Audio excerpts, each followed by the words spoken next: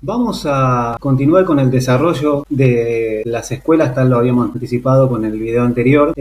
Ahora sí, ya con la escuela de Administración Industrial y General dentro de las escuelas clásicas. Y vuelvo a mostrar el cuadro para que quede internalizado cada uno, que habíamos mostrado en el video anterior, que tiene que ver cómo está dada la cronología según la época en donde tuvo mayor resonancia. Un tema que lo voy a aclarar y que quizás pasó de verlo en el video anterior, tiene que ver con que la ubicación de cada una de las escuelas fue donde tuvo mayor preponderancia, porque por ejemplo, el modelo burocrático de Weber en realidad tuvo nacimiento a principios de 1900, pero fíjense ustedes acá en el cuadro que su mayor preponderancia estuvo dado después de 1940, ¿sí? Pero bueno, si bien esos estudios comenzaron a principios de 1900, acá en este marco temporal es donde mayor trascendencia tuvo su auge. Y así cada una de las escuelas fue ubicada justamente en función de su mayor relevancia o de reconocimiento. Es para que quede claro, que creo que yo en el otro video no lo dije y está bueno aclararlo.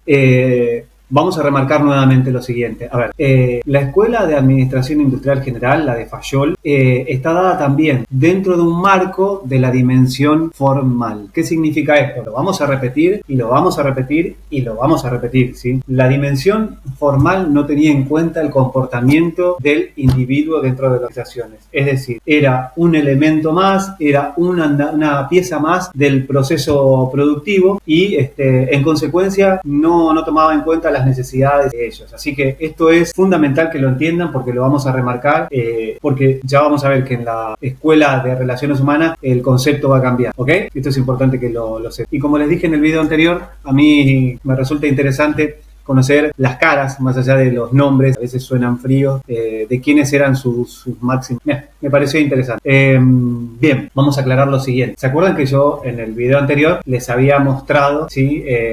La figura de una pirámide ejemplificando lo que sería, o usando una analogía? Analogía es igual a, ¿sí? Trazando la analogía entre la pirámide y lo que sería la estructura de una organización, Taylor, por su experiencia laboral, se había enfocado en esta parte de ustedes la están viendo en este momento, ¿sí? En lo que es la parte inferior. En cambio, el ingeniero Henri Fayol, ¿sí? Que tuvo su especialidad en el área de la minería y que ocupó muchos cargos gerenciales laboralmente, se preocupó más en la parte superior, y por eso la estoy marcando en este momento, de la organización, con un mayor énfasis de entendimiento a nivel general. Con esto quiero decir que estuvo concentrado en esta parte superior, que era donde estaba dada, o donde está dada la toma de decisiones y las funciones estratégicas de una organización, que ya lo hemos mencionado en la primera clase y que desarrollaremos a posteriori con una clase específica o con varias clases de estrategia al respecto, pero tiene una mirada, además de ese sector de la organización, un enfoque sobre toda la organización, tiene una mirada general, y es ahí la diferencia que está dada sobre la mirada de Taylor y de Fayol, que en sí estuvieron trabajando en forma simultánea, porque Taylor tuvo su auge en Estados Unidos y Fayol en lo que sería la parte del continente europeo. Pero bueno, con esas miradas distintas, con sus miradas particulares, que también obviamente lo dieron su profesión. Y tenía algunas premisas, Fayol, que tiene que ver que el individuo era un elemento más, y estaba muy consustanciado él con el tema de preservar la autoridad dentro de una organización, y eso también le juega en contra, que ya después lo vamos a ver, ¿sí? De hecho, solo cree en dos tipos de comunicaciones, las descendentes y las ascendentes. Dentro de las descendentes están la comunicación que pueden impartir los jefes a sus subordinados, y dentro de las ascendentes la que puede comunicarse el subordinado con su superior, ¿sí? Pero digamos que pone mucho énfasis en preservar justamente la autoridad, y mediante ese camino, ¿sí? Y no deja alternativa. Menciona por ahí el camino del puente, pero como una cuestión excepcional en la cual el individuo a veces se puede conectar con el que está al costado, pero no es partidario y no es partícipe justamente de esa modalidad. Permítanme que sigo tomando mi mate mientras estoy charlando con ustedes. Así. Bueno, y realiza lo que a mi criterio es algo de avanzada en aquel momento, ¿sí? El aporte o desarrollo de las propuestas básicas, que son estas 5. Fíjense que hay conceptos que todavía se manejan en la actualidad, y por eso a mí o por eso nos parece revolucionario todo el aporte que había hecho, ¿no? En principio desarrolla el concepto de administración, empieza a mencionar lo que hoy conocemos como estructura organizacional, que es la división de áreas de la organización, menciona los 14 principios de administración que después vamos a notar que son algunos excesivos, pero bueno, fueron el puntapié para la estructura de lo que sería su esquema metodológico. Desarrolla un manual de procedimiento, con lo cual es totalmente avanzada, ¿sí? Y ni hablar que desarrolla un modelo para cubrir cada puesto de trabajo, ¿sí? Por eso acá está cada una de estas figuras que a mi criterio o al criterio de la acción es muy, muy revolucionario, muy avanzada. Bien, vamos a desmenuzar uno por uno. Desarrolla el concepto de administración. Fíjense que la semana pasada nosotros vimos, o en el video anterior, mejor dicho, vimos cuando analizamos las funciones de la administración que estaban compuestos por 5 elementos, ¿sí? La planificar, organizar, dirigir, coordinar y controlar. Esto se puede encontrar hoy por hoy en 4 ítems, ¿no? Pero él ya avisoró lo que consideraba la planificación, que era prever, ¿sí? Establezcamos y dejemos asentados todo lo que vamos a cumplimentar como organización, cuáles van a ser nuestros propósitos, a dónde pretendemos llegar, ni hablar con el tema de la organización, cómo vamos a llevarlo adelante, quién lo va a dirigir, quiénes van a ser las personas que van a llevar adelante la tarea de conducción y naturalmente cómo articular toda esa sinergia para poder cumplir con ese propósito. Y el control, ¿sí? O sea, estamos hablando de alguien que avisoró en aquella época todos estos elementos fundamentales. Las funciones dentro de la empresa, ¿sí? O lo que sería a posteriori como la división, ¿sí? Dentro de una organización, estas que tienen que ver con la estructura organizacional, lo que conocemos después como organigrama, ¿sí? Fíjense que acá lo dividió en las áreas técnicas, en las áreas comerciales, en las áreas financieras, de seguridad, de contabilidad. Las funciones técnicas que están dadas por la producción, la fabricación y la transformación en el proceso productivo, las áreas comerciales que incluyen la parte operativa de ventas y la parte financiera, la búsqueda de capital o de financiamiento para poder llevar adelante los objetivos propuestos en la planificación, ¿sí? Las de seguridad, que tiene que ver con cuidar las instalaciones, el patrimonio neto de la empresa y la seguridad del personal fundamentalmente, ¿sí? La función de contabilidad, que tiene que ver con el desarrollo de los inventarios, los balances, el análisis de los costos, la función administrativa o de administración, que tiene que ver con la organización, con la dirección de la organización, ¿sí? Y vamos a ver que desarrolla los 14 principios de administración, ¿sí? Y acá vamos a ir desarrollando uno a uno. La división del trabajo pone una mirada muy, muy, muy fuerte en todo lo que tiene que ver con la importancia que le brinda a este aspecto, ¿sí? La división del trabajo lo toma como el orden natural, como que para producir mayor eficientemente es necesario dividir las tareas y asignar responsabilidades a cada uno. Justamente el segundo punto de su principio de administración tiene que ver con la autoridad y responsabilidad. Establece un concepto que la autoridad es la capacidad de mandar y hacerse obedecer, ¿sí? Es el derecho divino otorgado, con lo cual centra muchísimo su atención justamente en esta parte, ¿sí? Bueno, la disciplina lo entiende como la obediencia al sistema de autoridad existente. La unidad de mando que cada persona, ¿sí? Para la ejecución de sus trabajos, ¿sí? Debe recibir orden de un solo jefe.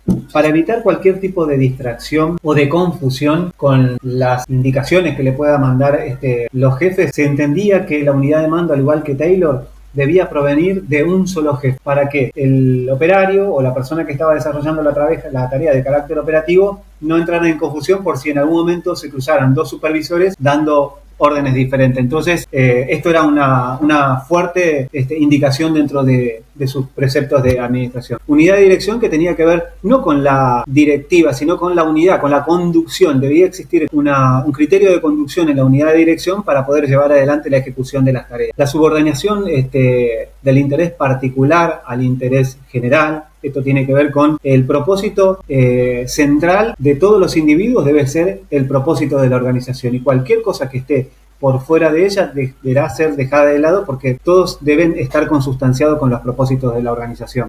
La remuneración al personal, que está dada porque cada individuo por sus tareas debe recibir y debe percibir un jornal, un dinero, con lo cual y esto debe estar vinculado al esfuerzo que ha otorgado a la organización, o la energía que ha proporcionado a la organización, ¿sí? Continuando con los principios de administración, otro de los que marcaba como eje central, y valga la redundancia, era el de centralización. Centralización entendía que las decisiones estratégicas y generales de las empresas, de la organización, debía estar dada en forma concentrada, y a partir de ahí se empezaba a distribuir todas las directivas para los subordinados. Naturalmente que la jerarquía estaba dada por la ubicación que tenía cada superior en la pirámide y en los distintos eslabones que ocupaban dentro de la escala jerárquica, y que eso obligaba a una responsabilidad que estaba dada según el puesto que ocupaba, ¿sí? En cuanto al orden, establecía que cada cosa debía estar, o cada elemento debía estar ubicado en su lugar exacto, ¿sí? Los obreros trabajando en la parte operativa, los mandos medios dando directivas consustanciadas con el número uno, con las directivas del número uno de la organización. La equidad está dada por un equilibrio que debía existir en cuanto a la energía que proporcionaban los integrantes de la organización, pero eso también estaba dado con una vinculación de que si no dejaban todo lo mejor, también iba a ser sancionado dentro de la organización, ¿no? O sea, estaba consustanciado con el tema del esfuerzo. La estabilidad de personal se entendía también, al igual que Taylor, que se debía proporcionar un tiempo para que el personal pudiera aprender las tareas, pudiera estar capacitado y poder llevar adelante de manera eficiente sus tareas, pero también tenían que tener un tiempo para poder desarrollarse en la red. La de iniciativa justamente está dada por el aporte y la inquietud que podía generar el individuo dentro de las organizaciones.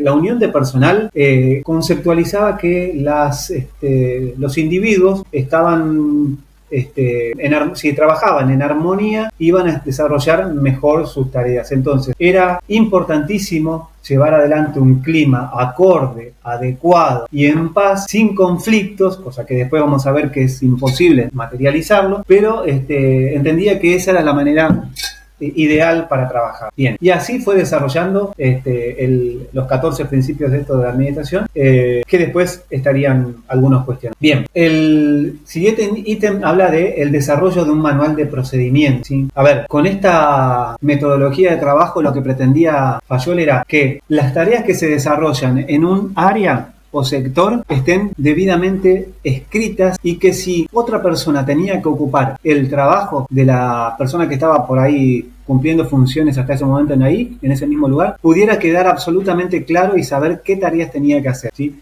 Este manual de procedimientos, o la metodología de manual de procedimientos, se siguió y se sigue utilizando en muchas organizaciones actualmente. Esto es, si alguien está cumpliendo las tareas en el área de contabilidad, sabe perfectamente cuáles son las funciones que debe desarrollar y las debe dejar escritas, o las debía dejar escritas y asentadas, ¿sí?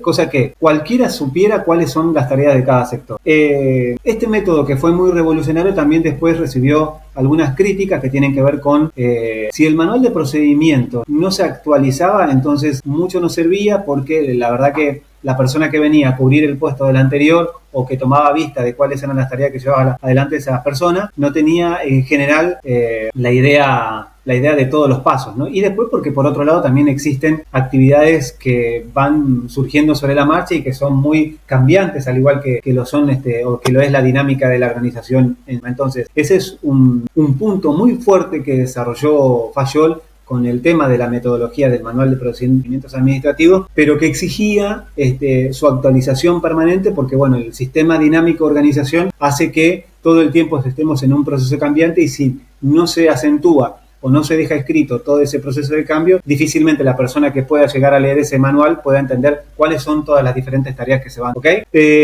Por último, desarrolla un análisis de aptitudes para cada puesto. Esto es, si hay alguien que va a ocupar un cargo en el área de finanzas, naturalmente que debe conocer o debe ser un idóneo o especialista en ese sector. Si lo va a ocupar en el área fabril, obviamente hay alguna persona que haya tenido experiencia en el sector y que obviamente conozca la metodología de desarrollo del trabajo. Entonces, ese fue otro de los grandes aportes revolucionarios.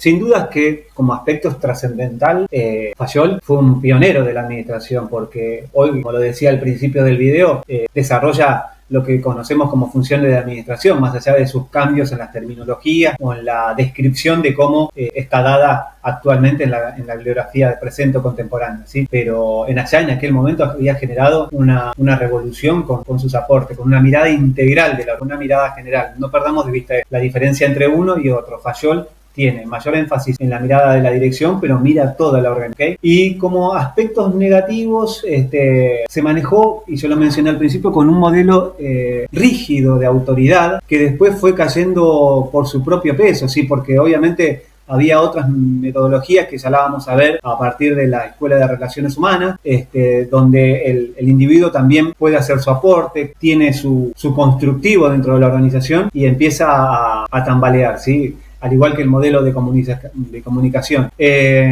También tiene modelos o principios difusos, por eso decía que los 14 principios después empiezan a ser cuestionados y empiezan a decir, bueno, pero se están repitiendo algunos, podríamos unificarlos y podríamos acotarlo, y sus seguidores o los pensadores siguientes empiezan a cuestionar justamente algunos de esos principios. Y lo más importante de todo, vamos a seguir remarcándolo, como lo hicimos al inicio, es no se toma en cuenta el comportamiento del individuo, no se tiene en cuenta, eso me parecía esta figura interesante, qué era lo que pensaba y qué era lo que estimulaba al individuo, porque Fayol sostiene que la metodología de pago debe ser similar a la que establecía Taylor, ¿sí? A través de jornal, a través de de pago por piezas, y bueno, y el individuo forma una parte más de ese proceso, de ese ciclo de proceso productivo. Así que es una de las grandes fallas que tiene el modelo planteado por la Escuela de Administración Industrial. Ya el próximo video lo van a compartir con Adolfo, y él les va a hablar justamente de lo que sería revolucionario respecto de el modelo de escuela, donde ya empieza a involucrarse la importancia del individuo y cuáles son las necesidades que empieza a atender. Así que